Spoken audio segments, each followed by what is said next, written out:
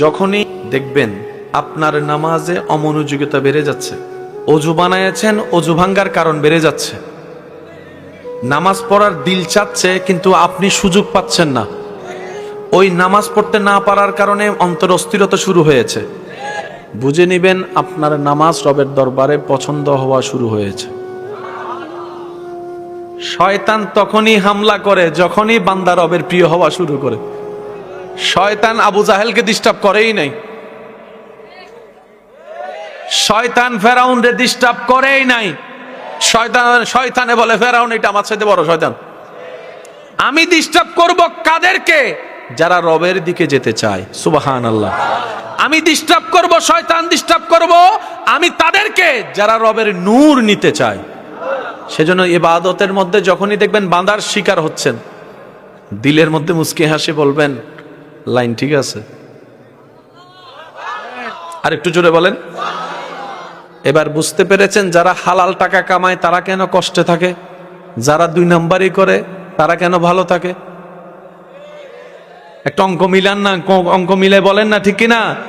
যারা হালাল ইনকাম করে তাদের ঘরে অসুস্থতা বেশি, আর যারা হারাম ইনকাম করে কোনো কিচ্ছুই ধরে না। আছে না নাই? মনে রাখবেন এটা দুনিয়া, এটা জান্নাত নয়। মানুষের জন্য দুনিয়া সর্বশ্রেষ্ঠ, মুসলমান ইমানদারদের জন্য আখিরাতেই হচ্ছে সবচেয়ে দামি এবং সর্বশ্রেষ্ঠ। কখনো যদি দেখেন আপনার জীবন চলার পথে আপনি কারো উপকার করেছেন, বিনিময়ে আপনি কষ্ট পাচ্ছেন, অপবাদ পাচ্ছেন, বিভিন্ন বদনাম পাচ্ছেন, কিংবা কাঁটা পাচ্ছেন, ফুলটা সে নিয়ে গিয়েছে, বুঝবেন আপনার সে করাটা আল্লাহর কাছে কবুল হয়েছে। আল্লাহ কবুল করলেন, ওনার থেকে কষ্ট দিচ্ছেন কেন? রব বলে যে তুই তাকে 10 টাকার উপকার করেছিস, সে দিলে হয়তো 20 টাকা দিবে, না হয় একটা থ্যাংক ইউ দেবে, না হয় একটু জড়ার দরবের কাজ শেষ। কিন্তু আমি চাচ্ছি তোকে তার চাইতে বেশি দিতে, তাই বান্দাকে সরিয়ে দিলাম, আমি আল্লাহ দেওয়া শুরু করব।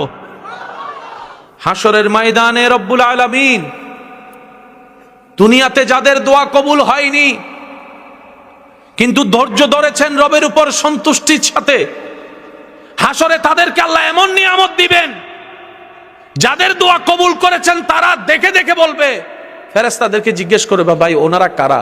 ওনারা কি কোনো নবী রাসূল? বলে যে না। ওনারা কি কোনো সাহাবা আহলে বাইত বলি? বলে যে না। তো ওনারা কারা? ফেরেশতারা উত্তর দিবেন ওনারা তারা যারা দুনিয়াতে হাজার কষ্ট মধ্যে থেকেও রবের উপর নারাজ হয় নাই। সুবহানাল্লাহ। যারা ধৈর্য ধরে রবের সন্তুষ্টির উপর নিজেকে সন্তুষ্টি রাখার চেষ্টা করেছে, অধৈর্য হয় নাই, ওই ধৈর্য ধরার আল্লাহ নিয়ামত দিচ্ছে ওনাদেরকে। তখন যাদের দোয়া কবুল হয়েছিল দুনিয়ায় তারা ফরিয়াদ মনে মনে বলবে, ইস আমাদের একটা দোয়া যদি কবুল না হইতো, আজকে এই নিয়ামতগুলো আমরাও পাইতাম।